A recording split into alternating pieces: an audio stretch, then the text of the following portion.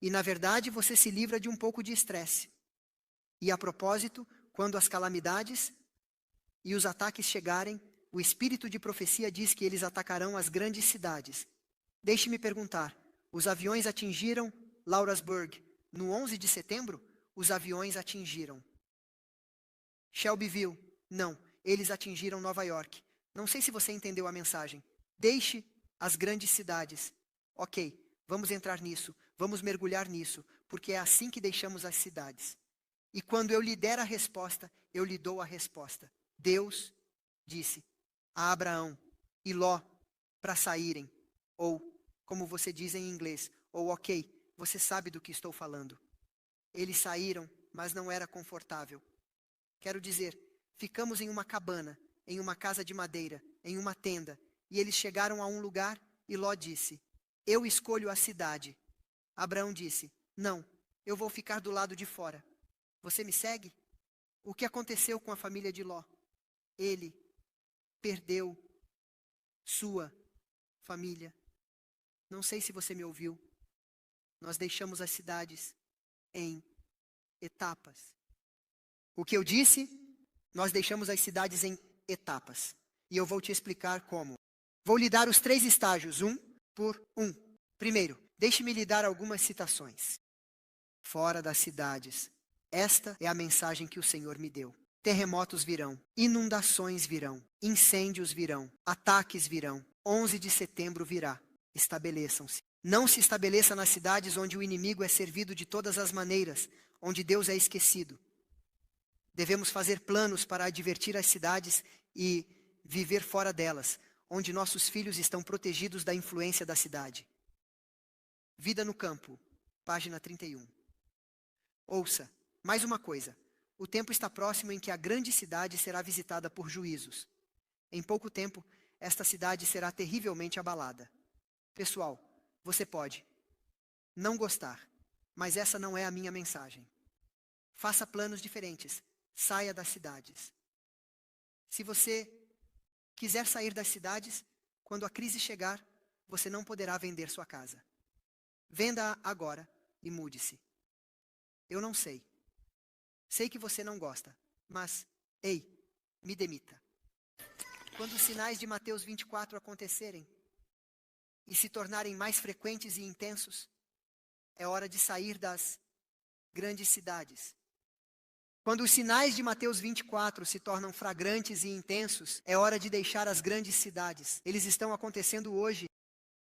Vou lhe dar a citação do espírito de profecia. Diz que, quando os sinais de Mateus 24 se intensificarem, é hora de deixar as grandes cidades. Eles estão acontecendo hoje. Então, a primeira etapa, quando esses sinais acontecerem, é deixar as grandes cidades. A segunda etapa, ouça com atenção. Eu vou te dar a citação e o versículo da Bíblia do Apocalipse. Quando a lei do domingo for dada, você deve deixar todas as cidades, incluindo as pequenas cidades. O que eu disse? Qual é a segunda etapa? Quando a lei do domingo for dada, você deve deixar todas as cidades. E a terceira etapa? Quando o decreto de morte for dado, a crise final que a Bíblia diz que o tempo será encurtado, será breve. Quando as pragas começarem, a prova se fechará. Ouça-me. Quando as pragas começarem, a prova se fechará. É nesse momento que você corre para as montanhas e lugares solitários e isolados. E você não leva consigo o iPad. E você não leva consigo as latas de comida. Você corre. Você não volta para a casa para pegar algo. Se você quiser poupar sua vida, você corre. Porque a promessa de Deus é clara. Ele proverá. Isaías diz que água e pão serão dados. Você confia em Deus. Ele provê para Elias, e nós somos Elias nos últimos dias? Não somos. De acordo com a profecia, ele proverá para você. Ele provê para Israel no deserto, para um grupo de pessoas no deserto. Você acha que Deus é capaz de prover para você? Espero que você me ouça clara e alto. Então, agora é a hora de se mudar. Agora, quando você ainda pode vender sua casa, ir para o campo e ter um jardim. E não exponha seus filhos à cidade. Ouça, quando sair. Eu já disse antes, saia em etapas. Primeiro, Deixe as grandes cidades quando o Mateus 24 acontecer. Desastres atingirão primeiro. As grandes cidades, veja o que diz aqui, 7 testemunhos, página 82. As cidades ímpias são varridas pela destruição. Nas calamidades que estão caindo sobre as grandes cidades, Deus está nos mostrando o que em breve acontecerá a todas as cidades. Então, quando começar, deixe as grandes cidades. Agora, Lexington não é muito grande, isso ainda está ok. Ok. E então, o que acontece a seguir? Para a crise final, corra para lugares isolados. O que é a crise final? A propósito. Não espere algo espetacular. Diz que é como nos dias de Noé. As pessoas continuavam se casando, as pessoas continuavam construindo, as coisas seguem normais. Há uma crise financeira, e então acontece um acidente, e há um ataque terrorista, e então as pessoas se casam, e depois constroem outra casa. Num instante, Jesus vem. Não espere um aviso. Olá, estou vindo. Prepare-se para que eu não seja surpreendido como um ladrão. Você me segue? Ok, então, ouça com atenção. Quando você ver a abominação da desolação, as únicas instituições que são sagradas hoje são a família e o sábado. Quando você ver essas duas instituições atacadas, saiba que o fim está próximo. Agora, ouça o parágrafo como ele explica. Vou passar pelo versículo da Bíblia para o parágrafo. Não é hora agora para o povo de Deus fixar suas afeições nos tesouros do mundo. O tempo não está longe em que, como os discípulos, seremos forçados a buscar refúgio em lugares desolados.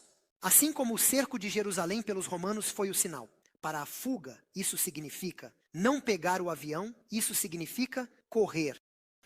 Então, ouça com atenção agora. A assunção de poder por parte da nossa nação no decreto que aplica a lei do domingo seria o sinal. Para nós deixarmos as cidades. Está claro para todos. Qual é a primeira etapa? Quando os eventos acontecem, deixe as grandes cidades. Qual é a segunda etapa? A lei do domingo acontece. Campo, longe de toda a cidade. Campo, tenha um jardim. Não dependa de lojas, não dependa de supermercados, não dependa de emprego. Ouça, a Bíblia diz que o dinheiro vai enferrujar, seu ouro vai enferrujar. Basicamente, em grego, significa que o dinheiro vai perder valor. Você não poderá comprar ou vender. Você não vai conseguir ir à loja. Se você não tem um jardim agora, não vai plantar um jardim depois, porque vai demorar até os vegetais crescerem e você vai morrer. E eu tenho um jardim, e se você me tratar muito bem, talvez eu deixe você comer do meu jardim. E a Judy tem um, e vários de vocês. Vocês precisam sair agora e plantar um jardim. Vocês me seguem. Se você quiser, podemos ter uma aula de jardinagem. Eu não sou o melhor, mas podemos compartilhar juntos. Você precisa viver agora. Você não poderá vender depois. Você precisa vender agora e comprar no campo, plantar um jardim, e então você ficará bem quando não puder comprar e vender, porque você terá tomates no jardim. Deus proverá pão e água.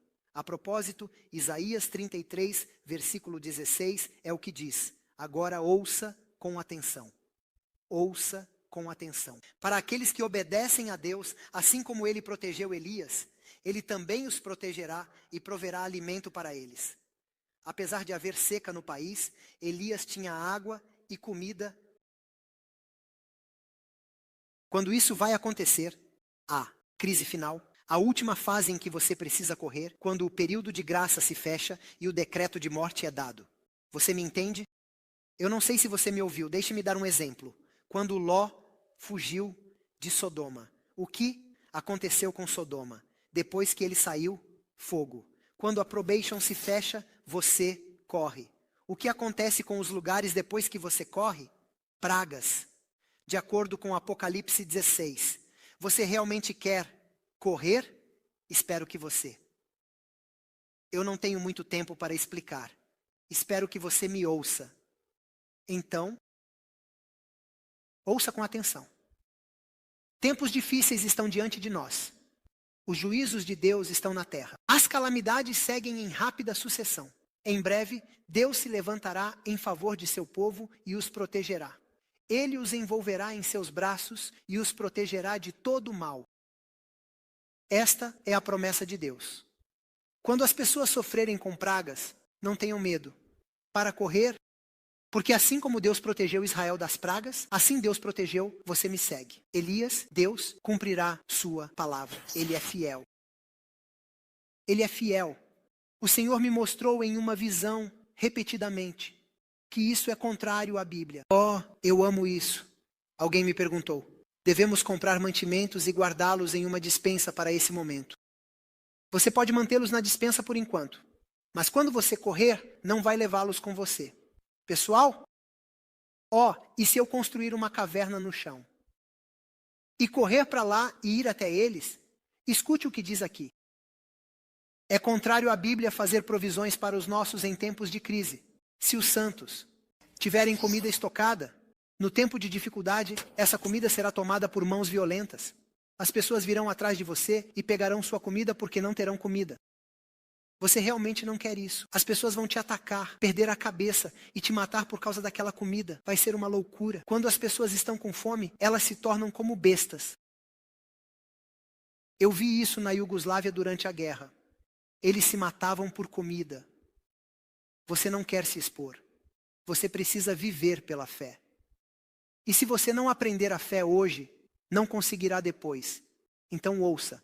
Será como confiar plenamente em Deus e Ele nos sustentará. Pão e água serão providenciados. O Senhor me mostrou, ouça com atenção, que alguns de seus filhos, quando veem o preço dos alimentos subindo, compram comida no momento de necessidade. Quando voltam para a caverna para encontrar sua comida, a comida está cheia de vermes. E o Senhor me mostrou que suas casas não servem para nada, não têm utilidade, no tempo de dificuldade. As casas que eles não se desfizeram antes. Olá! Eu sei que você não gosta disso. Você tem uma casa bonita e um carro bonito. Eu também. Ouçam. Aqueles que não se desfizeram de suas casas, propriedades, carros e tudo mais, antes que os problemas chegassem, quando os problemas chegaram, não conseguiram se desfazer deles. Mas aqueles que se desfizerem estarão livres. Agora ouça com atenção. Este é um difícil. Se eles segurarem suas propriedades e não consultarem o Senhor, poderão manter suas propriedades. Mas então, no momento de dificuldade, a propriedade e essas coisas virão como uma montanha e os esmagarão. Eles tentarão se livrar disso, mas será tarde demais. E eles lamentarão, dizendo que a causa estava languindo, o povo de Deus está sofrendo, e eu não fiz esforço para suprir a necessidade. Agora minha propriedade é inútil. Que deixemos isso de lado para acumular tesouros no céu, pessoal. Isso vai queimar. Agora é a hora de comprar uma propriedade no campo. E se você puder, compre uma longe nas montanhas. Faça isso e ainda viva aqui. Mas quando chegar a hora de correr, quando você ver o domingo se aproximando, é hora de vendê-la e investir no trabalho, acumulando tesouros no céu e terminando a obra. Porque depois disso, eles serão confiscados de você. E de qualquer forma, você não poderá mais vendê-los. E você não terá um lugar para ir. Agora é a hora. Eu sei que você pode não gostar disso. Eu sei que não é confortável. Então, vou explicar um pouco mais. Então, ouça com atenção. Ouça, eu gosto disso. Deus não exige que todo o seu povo se desfaça de sua propriedade, mas no momento da necessidade, Ele os ensinará o que fazer, quando vender e por quanto vender. Ouça com atenção. Como você sabe quando vender ou não?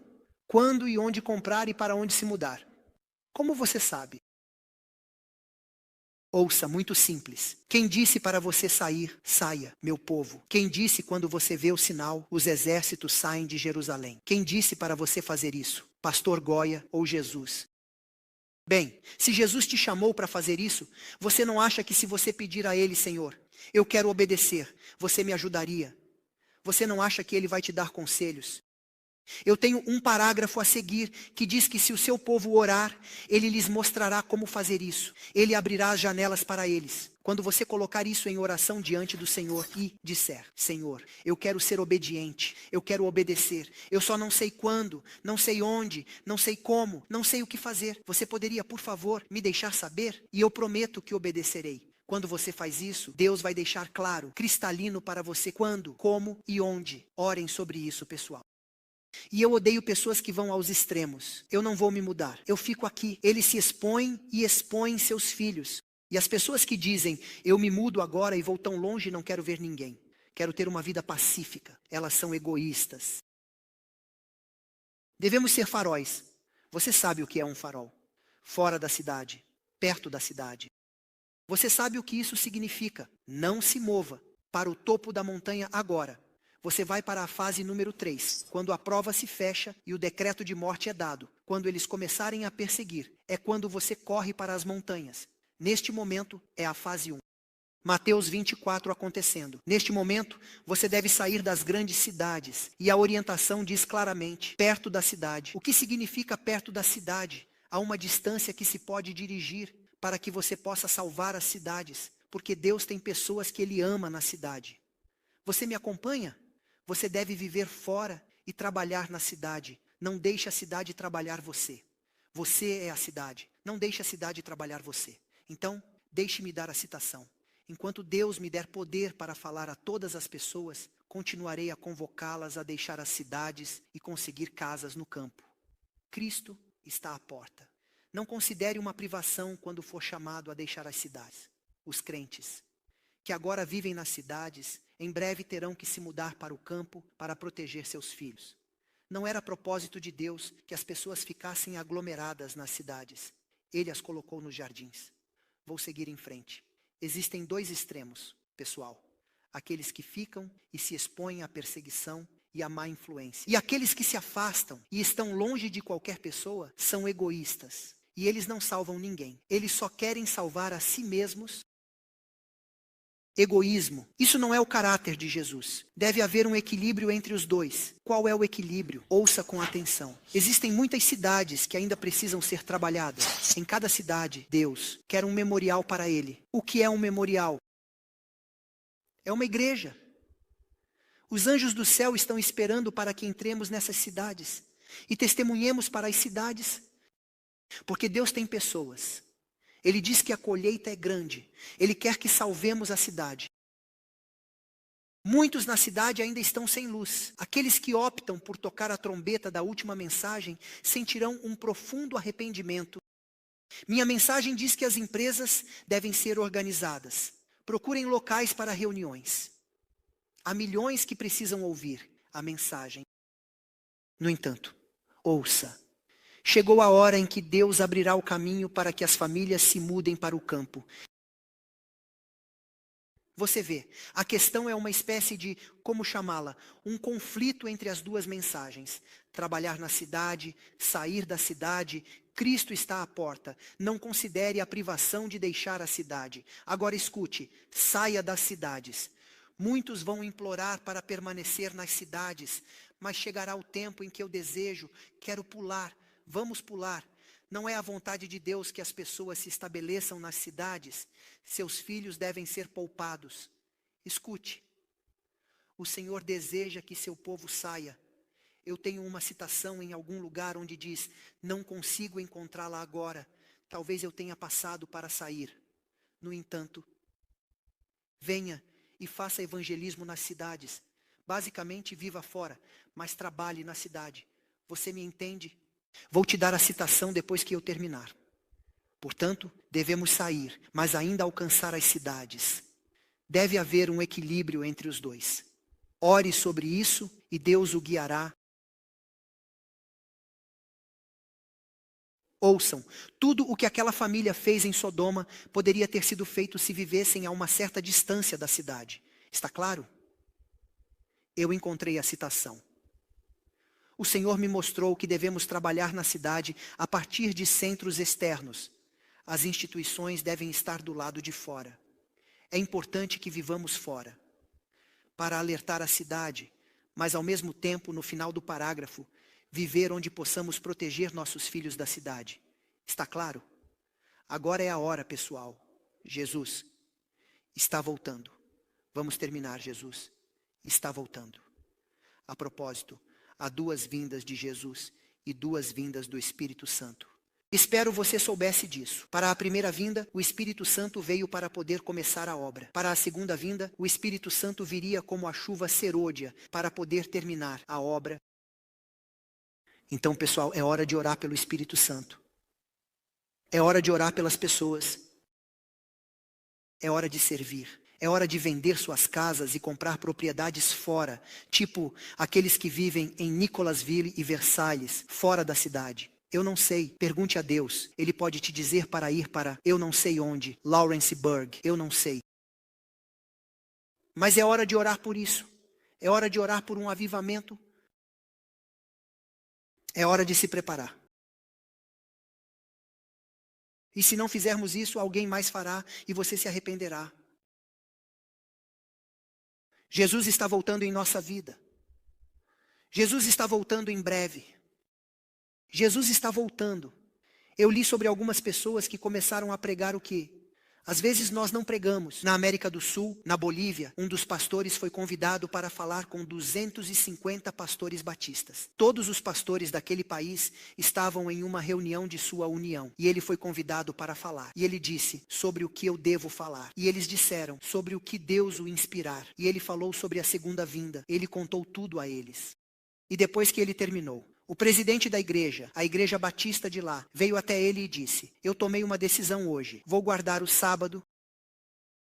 O que você faz se esses 250 pastores forem para 250 congregações e todos eles guardarem o sábado? O que você faz se isso acontecer? Isso vai acontecer, diz o Espírito de profecia. Muitos, milhares virão. E o fim vai fechar a obra com mais poder do que começou no dia de Pentecostes. 5.000 batizados em um dia.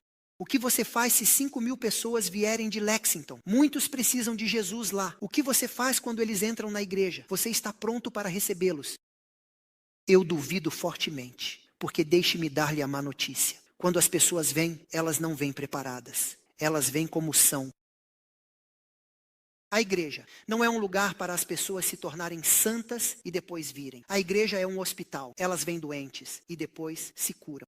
Então eles vão chegar com todas as coisas. Você está pronto para amá-los ou vai dizer, saia, vista-se adequadamente. Você não deveria estar bêbado.